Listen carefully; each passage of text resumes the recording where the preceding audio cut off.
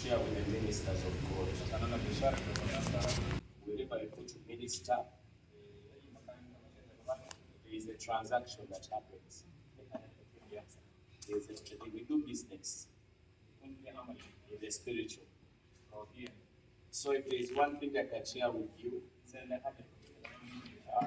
the 2 minutes I have, because I know many of you are from work, I know what it means this evening when you're tired. This for me, I've rested. I had some engagements, but I've rested. So I know what to do. I want to thank Mama for the work that is being done. I want to thank you all ministers for serving in the vineyard of God. One thing I've come to understand is the service of the Lord is not in vain. There are a few things that we need to pay attention to.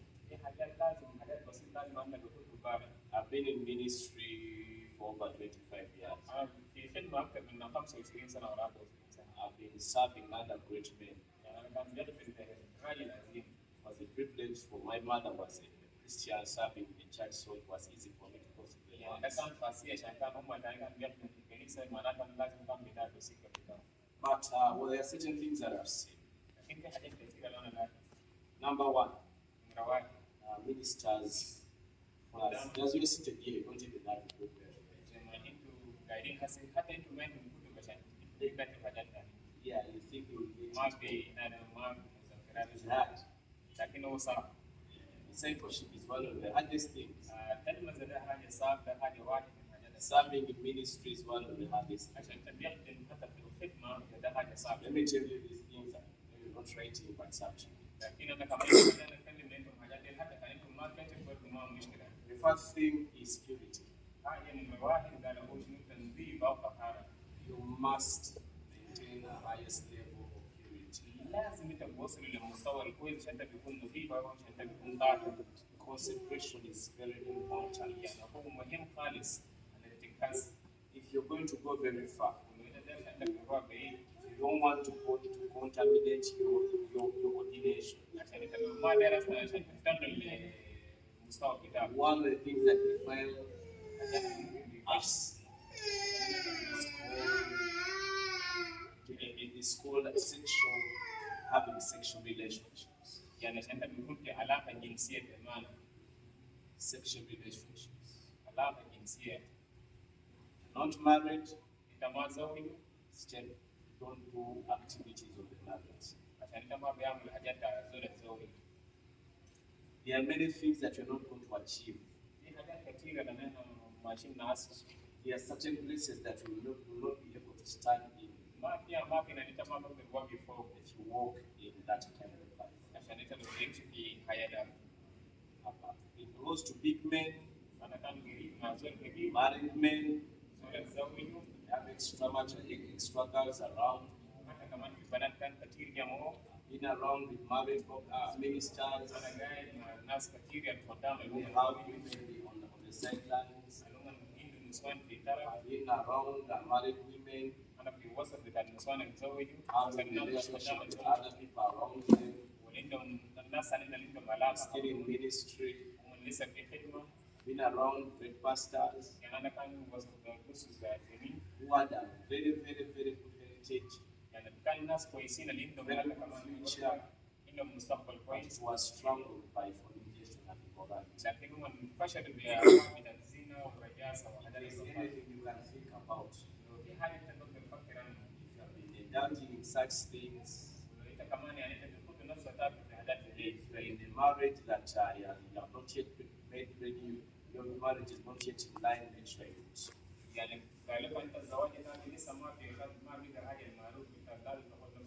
As a minister, you must be blameless. I hope you have understood that. As a minister, you must be blameless. The next thing is money. Money.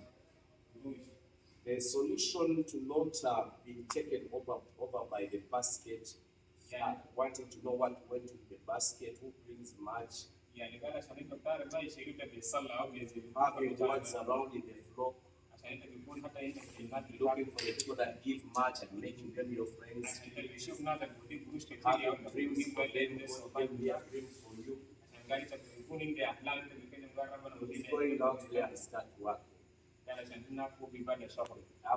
have my colleagues of whom we are in the same category, same rank. And they stay in the same place as we are ascending, because they were looking for ways, shortcuts. They look at James and they know that James works in the UN. Have dreams, James for your word.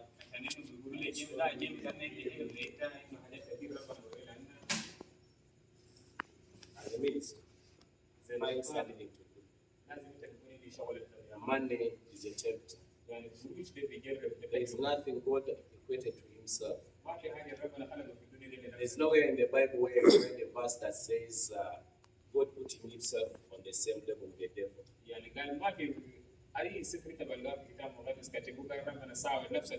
But Jesus said you cannot serve me and money. What Jesus can tell you, wait, I'll give it to you, if you don't have the character. Money can give it to you the next day. How you see that the Lord has elevated me? It is through what money? It is through money. So which means money can do what God can. And money can do it in a short run. When God is telling you, wait. Money does not need you to have character to come to your way. So it's better you have discipline, hygiene via money. And the only way to do that is to know how to get money. Because if you go in the market and you know how to get money, how hard it is to get it. Start disciplining yourself, you know that they don't beg, they don't ask for money. Tell your neighbor number one was what? In your language.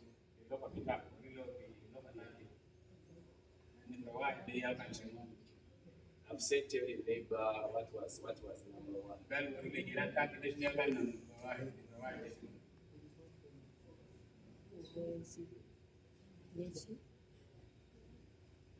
Number two. Number three.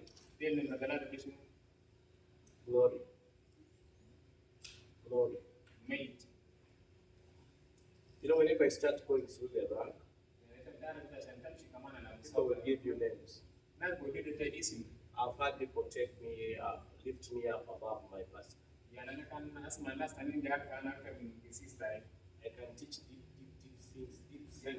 things. I can talk about things you have never heard in I can show you something. The verse that you read yesterday, I can show it to you in a different way. And you like you have never read it. I can speak, I can just communicate to me the Bible when I read it. Verse by verse. So people can come to you and start hyping. That person just took away what's supposed to be our pastor. In fact, what you teach is what he repeats. Remember when they taught us about the seven dimensions of God? You came and just repeated what you told us. In fact, if you have to bring it out, people are going to start hyping you. But what you need to know about the devil, he's not interested in putting down people that are down. You have to first raise up to a certain level. Where you're falling down will make a lot of difference. Where you are right now, if you fall, no one will know in Germany. This area no one will know. But he wants to raise you to a level that you will be. The whole city you are known.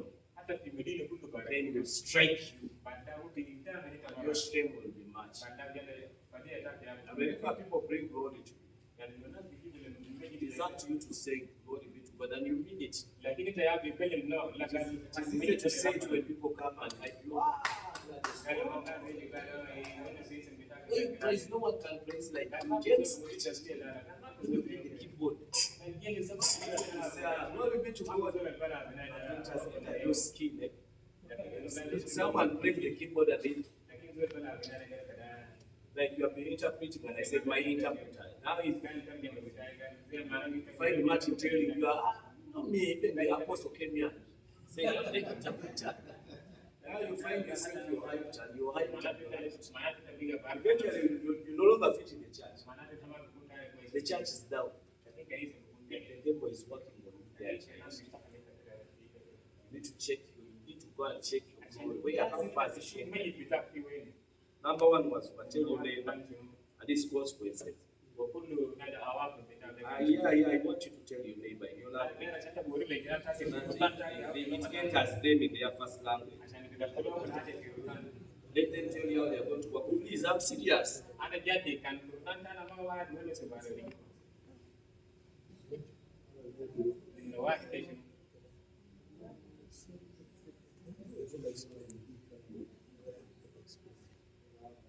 Number two.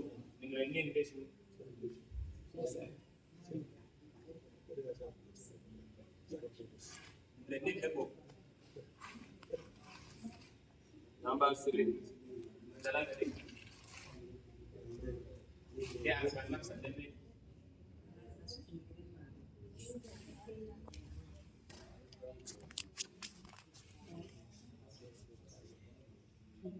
How have you been in those areas? Maybe the devil had not yet come. But I'm here to tell you, he's coming. You don't say that you need to know. Don't say that you need to know. The next one. Being under authority. Being under authority. God honors authority. The church is mastered by hierarchies. Get to know who is above. Submission is one of the keys to resisting the devil. The Bible says, submit unto the Lord and you resist the devil.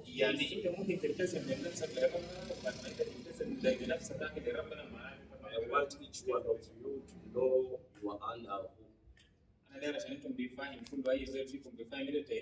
God has ways of putting us under people that we really feel that we are more intelligent than them. It's just because they came to church before me. But if I'd come before them, I'm better than them.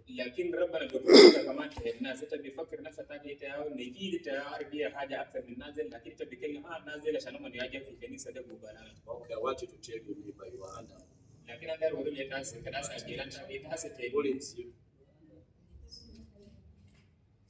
Guys, I'm serious.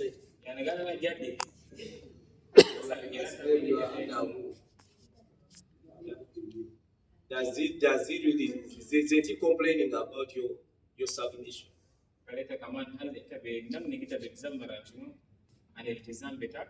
Don't you sometimes go bypass him and go to the pastor?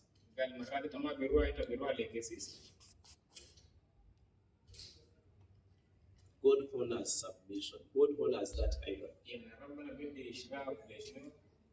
Even if you are the best one with the biggest voice, if you are not the worship leader, be under authority. The problem with the people that are good at worshiping and praising and all those things. You'll find that I'm just using worship team as an example. You'll find that they put up, they say that if you have not been around the last two worship sessions training, you will not stand on Sunday.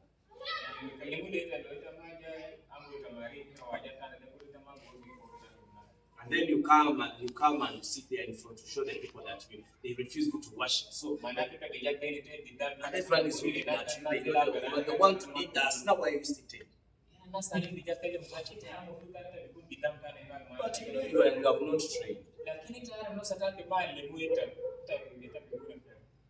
Even if you have rules in your worship, you have rules here.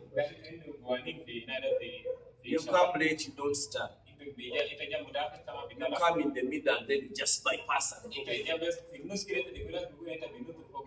God is watching. For us as the congregation, we don't know the dynamics. We can even start fighting on your side. People, they hate her because she's better than them. Be under authority. I don't know the hierarchies here. I want everyone to stand up and touch your leader. Go, you are under who here so that I can see. Each one of you go and stand behind your leader.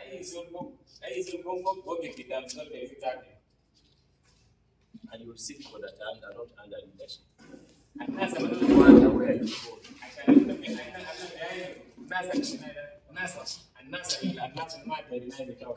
Can that lady really affirm that you are submit? If I go aside and ask her, I will submit. Then the rest, Jeff, you submit. You did not go. What I was saying is true.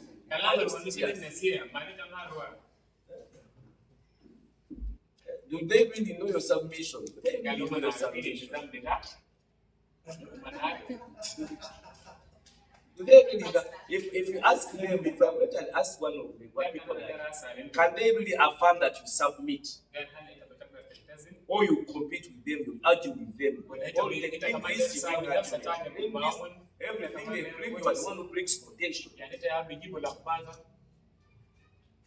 Submission. Another thing. Words. One of the things of blackmailing our fellow ministers is we want to go through the ranks by putting others down. Because you're close to the leader, you keep to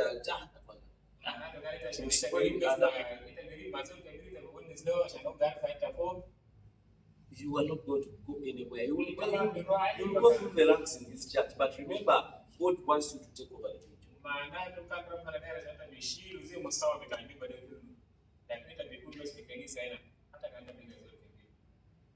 Those things I've told you they are important. Finally, ministers don't give. They don't give.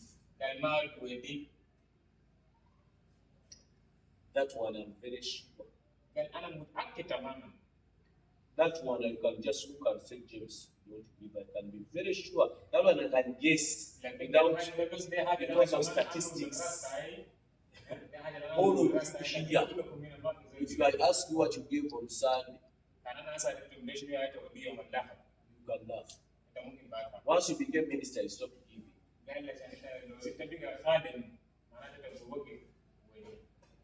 Ministers don't give. But they are going to stand there and remind people about the tithes and whatever, and they show. This in the middle is for this one in the middle is for this, as if you don't want blessing.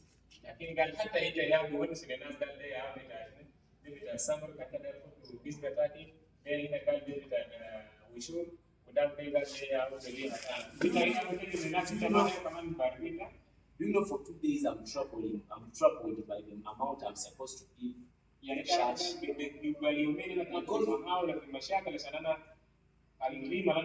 Because on Sunday I was not there. Me, I put up a certain amount that I was supposed to give. I put it for myself. I can tell it to you, I give her 300,000. I make sure I look for it within the week. So in the week I was not there. That is their way. That's Sunday. Sunday. That is Sunday. You think I get that money? I don't get that money. Every Sunday, if you put it into type, it means I get one 12 million. It's a commitment and a sacrifice that I put on my life. Every Sunday, regardless. But when I was coming, I felt in my heart that every coin I'll get to be from this tree is a seed. Because you say, it's not to use what I'm giving. When I was coming like this, I felt it. Every coin I'll get is a seed. I don't have any coin that is mine, which means I need to get money from other places, other sources. But you know, I've struggled with that in my heart. At least for where am I going to get the 600? So I'm just thinking, where am I going to get the 600? By my heart, I've made a decision. I have an account where I stayed. I made a decision. I said, I'm going to reach on that account where I'm going on Wednesday, get the money, take it to church. Ministers want to be there. And they want to be rich. I've seen people getting big cars. I've seen people dealing with my children, paying fees, paying whatever.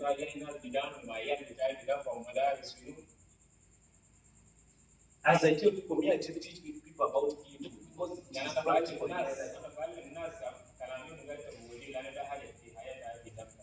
decided to be a giver. When you went to do one, you will find me many times they call me chatting. Because I have the moral authority to speak about that. Many stars start giving. I don't do mad things like mine. But start. My sister. Start giving. Start giving. Whatever they talk about in church. When I was living, I can't sleep, I invested money. We are very in the conference. I know that 500,000 there. That's those things I can speak with boldness. Because I am not lying. But ministers, I love the many pastors and I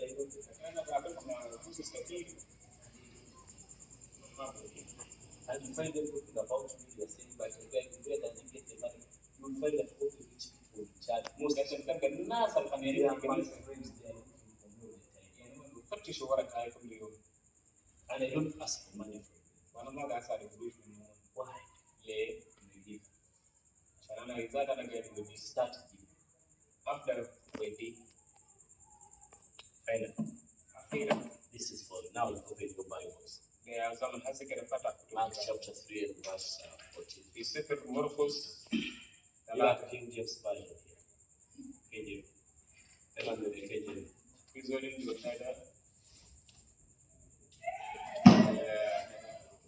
is NKJV. You don't have it, you can just read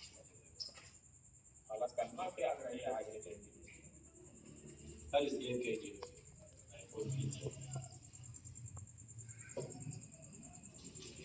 Okay, read.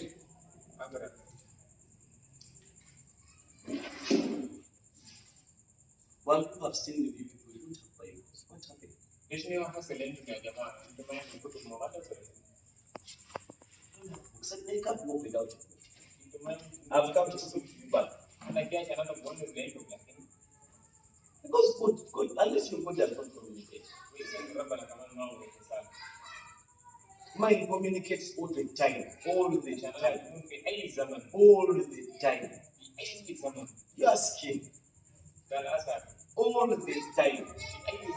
He tells me about what we are going to do, where we are going to do, what we are going to find, what we are going to do, what we are going to do. Write down, check in the Bible.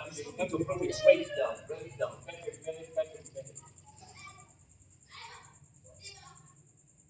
Which kind was the read? I read the Bible. Yeah,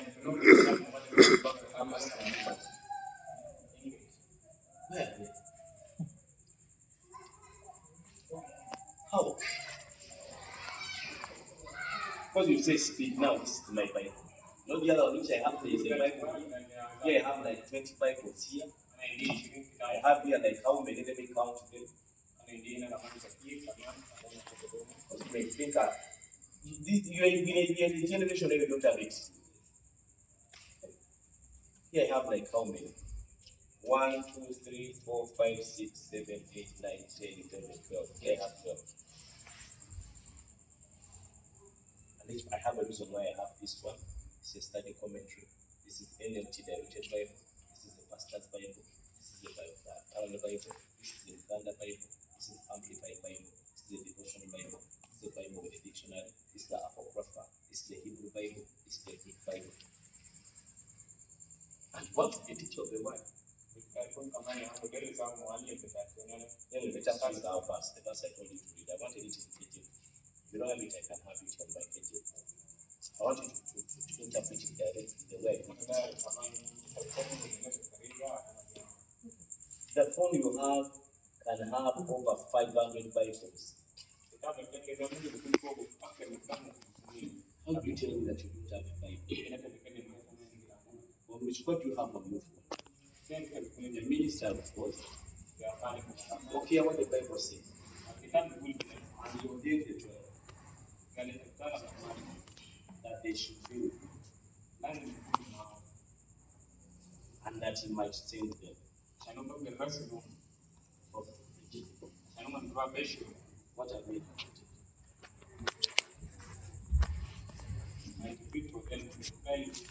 That you must send, they might be sent by him to one of those. I know it's going to be good. I want you to grab attention. You ordained the 12 that they should, underline should, that they should, they should be with him, that he might send, might.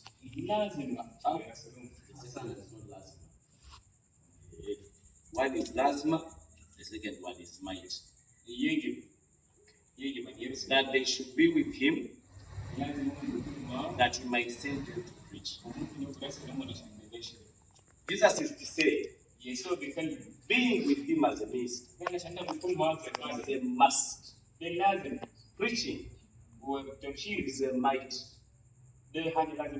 Having fellowship with Jesus is your ordination. You were ordained to be with him. That is a must. That is a should. Preaching, worshiping is a might. He might send you. Maybe you will see that you need to go and sing. But being with him is a must.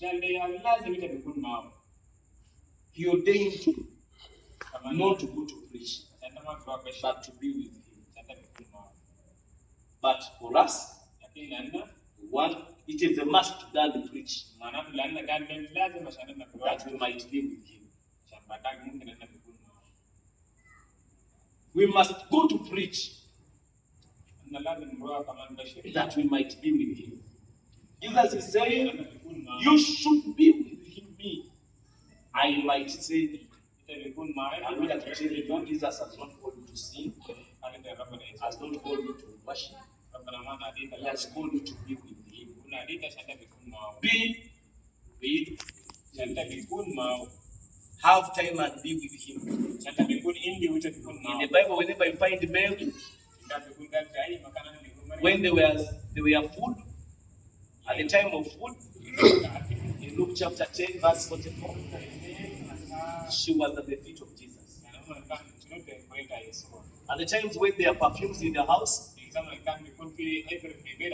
John chapter 12, she was at the feet of Jesus. At the time of death, chapter 11, she was at the feet of Jesus. At food, she's at the feet of Jesus. At death, she's at the feet of Jesus. At perfumes, she's at the feet of Jesus. For us, when life brings perfumes, things become good, you run away from the feet. When there is food, you have plenty of things, you run away from the feet of Jesus. When you are in trouble, you run away from the feet of Jesus. This lady, when things were going well, she's at the feet of Jesus.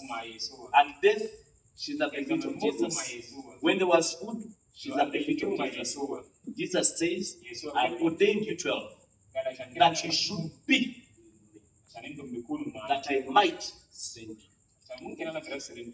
I want to wind up with that and ask you, go and make a schedule of being with Jesus.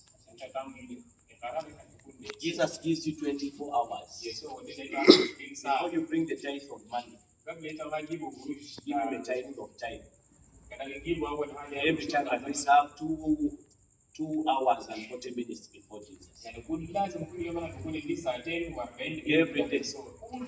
every month, give him a tithe of the month. 3 days in a month. Separated to Jesus. Every year, there are 12 months. Have at least 2 months. If you look at the year, and you collect the weeks you have been fasting, at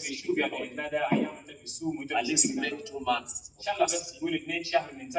You can space them, but make sure that you have a time allocated to being with him. Have a time that is designed in your schedule, maybe at night, at midnight, at 6 a.m. Have time with him. Have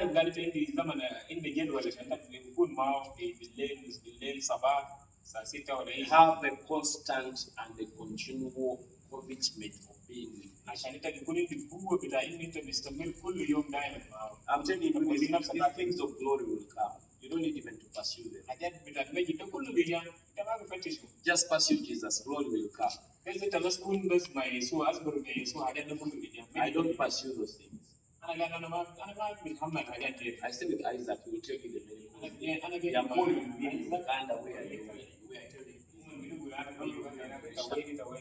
I'll come. Why? I don't pursue those things. I'm not even interested.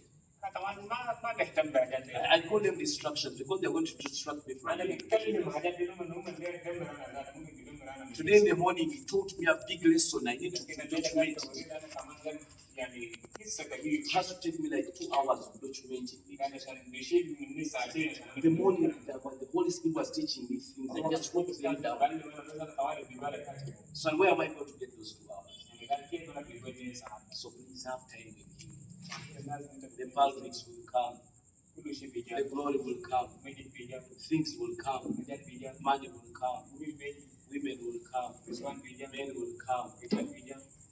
God bless you. Do you have any questions for me?